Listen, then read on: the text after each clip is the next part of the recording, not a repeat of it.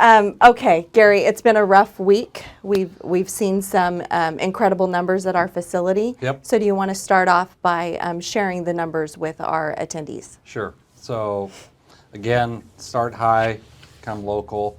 At the state level, obviously, we're seeing the surge that was supposed to be here on the West Coast in March and April never came, but now it's here. Definitely California is now a hot spot for the nation. Los Angeles County in particular, seeing some very intense outbreaks there. Not that we're not experiencing those here Right. as well. So definitely the numbers are a lot bigger. We need to pay close attention to them. At the state level, they've now conducted almost 6 million tests, capable of doing almost 100,000 tests a day now, which was kind of their goal to be able to significantly expand the testing capability across the state. Of those almost 6 million that have been tested, 348,000 have tested positive, and we've had about 7,200 COVID-related deaths. And I'll just pause there a moment because, again, this whole discussion came up just the other day in our incident command center that patients that die of something, a heart attack, a stroke, something of that nature, but they also happen to have been COVID positive. Those are counted as COVID deaths. And I know sometimes, COVID probably had nothing to do whatsoever, but the state from the very beginning wanted those deaths considered to be part of COVID because we do know, we have seen, and autopsies have proved this and other studies, that having COVID can cause a stroke. Mm-hmm. It can cause a heart attack. We've seen that in young people and old people. So you can't necessarily say, had they not had COVID, they would have had that heart attack and died anyway. Yeah. We really can't say that with any confidence. So so anybody that tests positive for COVID, no matter what they die of, they're going to be counted as a COVID And death. Carrie Noeski, she said it several months ago. She said anytime someone in our facility passes away that has a communicable disease, we have to report that. Correct. So yeah, if they have tuberculosis, measles, something of that nature, you can die certainly of those two diseases, but if you happen to have tested positive and died of something else, they still may be attributed to those communicable diseases. So. Yeah. Okay. In any event, so sorry for the brief tangent there.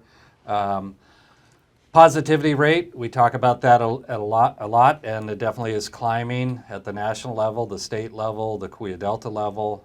The state reported that over the last 7 days that the positivity rate has risen to 7.5%. The state was hovering consistently in the low to mid 4s in most of May and early June, but now has seen it rise. Interestingly, of those 348,000 people that have tested positive for the virus, 68% of them are younger than 50. And that's almost identical to what Kaweah Delta is experiencing. We continue to collect hundreds and thousands of specimens. We continue to test them ourselves on site using our 2 different testing platforms. And we're finding that 67% of the people that are testing positive are younger than 50 years old. So definitely we're seeing both at the state level and the local level, younger people testing positive. At the state level, there are currently 6,800 patients that are hospitalized. That's the highest level that it has been throughout this pandemic. 28% of those that are in the hospital are in the ICU. And there have been 18,000 healthcare workers statewide that have contracted the virus as well, and 105 of them have passed away. At the county level, and this is as of 10 o'clock yesterday morning, unfortunately I didn't have an opportunity to get today's report, but this is still very current. There are 6,332 positive cases in the county since inception, so that's a cumulative number. That ranks Tulare County 5th in California, so 58 counties statewide. We are ranked 5th in terms of the number of positive cases per 100,000 population. So obviously you need to put it in the context of population because other counties are so much larger. They're going to have more Right. absolute cases. We have 153 deaths as of yesterday. Again, that the patient had COVID when they died. That ranks us 3rd in the state of California in terms of population. And we pretty much have hovered at that 3rd place level for a few months here now. I know people are very interested in just understanding how much did our nursing homes, skilled nursing facilities contribute to those results. So of the 6,332 positive cases that we have seen, 437 of them were skilled nursing residents, another 193 were skilled nursing employees, and then another 37 visitors. So all in all, 667 of the positive cases, or pretty much 10%, 10.5%, were attributable to those nursing homes. What's been really interesting, and I was looking at the board the other day in terms of the number of patients that are currently in-house, in the hospital with COVID, virtually all of them now are coming from home. They're not coming from nursing homes. So nursing homes have managed to really kind of shut things down. The state really implemented some very tight requirements in terms of continuous testing of residents and employees and visitors, although I do know that the governor is altering the visiting requirements around skilled nursing facilities. But you've really seen it calm down in those nursing homes, at least in Tulare County. So virtually all of the new admissions that are coming to us and the new deaths are unrelated to the nursing homes. But the nursing homes definitely, the 153 deaths that we've had over this pandemic, 100 of them, exactly 100, were nursing home patients. So that's still almost 2/3. Yeah. But again, the deaths that we're experiencing now over the last several weeks are really not related to the nursing homes. On a positive side, of those 6,300 positive cases, about 3,800 or 60% have fully recovered. There's another 295 Tulare County residents that are currently quarantined at home.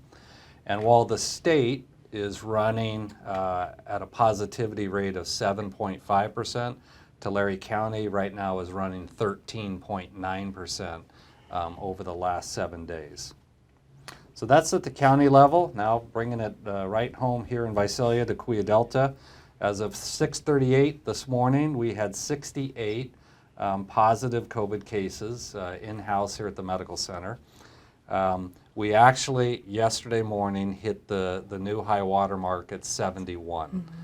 So that's the highest level we've ever had. So glad to see it dip back down. If only a few patients, keeping it under 70 kind of keeps our spirits a little bit higher. Yeah. So of those 68 patients, 6 are in the ICU, 13 are in the intermediate critical care unit on 3 West. 25 of them are on 2 South.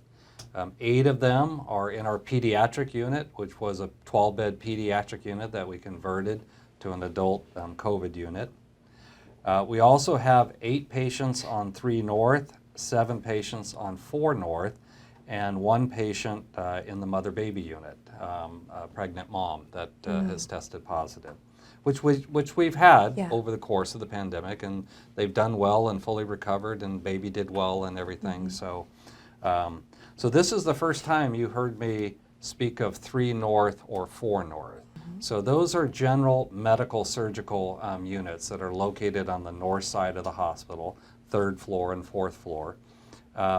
We have not generally put any COVID patients in those units. We've tried to isolate COVID patients to the 4 units of ICU, 3 West, 2 South, and the PEDS unit. But because of the significant rise in the number of COVID patients that need to be hospitalized, we actually took two areas of 3 North and 4 North. And if you've ever been on the unit, again, it's kind of a architectural miracle or Gem. whatever. Gem, yeah. Award-winning at the time. But there are definitely, the positive thing about it is all the rooms are kind of built around in a perimeter, and you have the nursing stations in the middle who can have a direct line of sight into those rooms. So we have these little clusters, and so they're like 4-room clusters. And so we were able to take this 4-room cluster and this 4-room cluster and create an 8-bed pod of isolation rooms. So there are, we have HEPA filters in them to get air exchanges going frequently. But that gave us some additional capacity there. I want to talk about vents a little bit because, again, early on in the pandemic, particularly in New York, East Coast, great concern over the availability of ventilators. That we were seeing that a lot of these patients needed to be intubated, needed to be put on ventilators, and even California. You recall that Governor Newsom shipped, I think, 500 ventilators to New York to help them out. As I've reported often here, we own 96 adult ventilators. We use them in all kinds of care, not just COVID care. Right now, 43 of those 96 ventilators are in use. 5 of them are being used for COVID patients, and 53 are available for COVID patients or non-COVID patients. I've seen some postings on social media that when we talk about the number of COVID patients that are on ventilators, some folks jump to the conclusion that we only have 5 COVID patients then in the hospital, because what they understand is all COVID patients are on ventilators, which I understand them thinking that, because that used to be what was being discussed a lot. But I guess the positive thing is, while we have consistently almost 70 COVID patients in the hospital, the number that actually had to be intubated and be on ventilators has stayed relatively low. Right. A lot of our patients are recovering. A lot of them we're able to take care of on outside of the ICU. The last thing we want to do is to ventilate a patient, because then oftentimes it's difficult to wean them off of it. But they still receive lots of breathing treatments, because oftentimes COVID does make it difficult to breathe, and so we do treat patients with things other than a ventilator. We put them on oxygen, 2 liters of oxygen, or use BiPAP machines, things to help them with their breathing without actually putting them on an artificial breathing ventilator. So when I talk about the number of ventilators, it just, we have 68 COVID patients right now, and their condition is to the point where they need to be hospitalized. They need to be cared. They can't stay home on their own and fight the disease. They need the help. But fortunately, we're able to treat them successfully without having to put them all on ventilators. So that is important. It's important that we, should the virus become more severe and start having a much stronger respiratory effect on patients who do need to be ventilated, having 40 or 53 ventilators available is important. It's also important when we take care of patients with strokes and heart attacks and trauma and heart surgery and pneumonia and other things that they need ventilators for, that we have that still available to them. And then I'm always reporting on the number of infected employees. I tell folks, unfortunately, as much as we don and protect ourselves with PPE, there are chances that we could contract it from a patient, particularly when somebody that we didn't know had COVID, no symptoms whatsoever, no indications that they would, that if we let our guard down for a moment, that we might have an infected employee. But then also our employees, they go home. They interact with their families, they go to the grocery stores, they go to other places that, we're all susceptible of contracting. So we've had 192 employees contract the virus since the beginning. Fortunately, 121 of them have recovered, come back to work. Unfortunately, we still have 70 that are quarantined at home, and most of them are bedside clinical providers, RNs, LVNs, CNAs, which has put great strain on our workforce. Right. And then I've also mentioned that even those that aren't quarantined at home, we've had a number of clinical bedside folks that just went out on medical or leaves of absences because they were scared or they were taking care of an immunocompromised child or adult. And Right. so the positivity rate, now I'll end with that, although I want to talk to you about the hospital census. So again, Kaweah Delta collects thousands of specimens. We do our own testing, and our 7-day rolling positivity rate is 18%, and our 14-day rolling rate is 17.5%. But remember, we generally only test symptomatic patients. Right. Although patients that are having elective surgery, we test them if they're asymptomatic. The county tests everybody, or other labs test everybody, symptomatic or asymptomatic. So we're going to have a higher positivity rate because we're testing people with symptoms for the most part.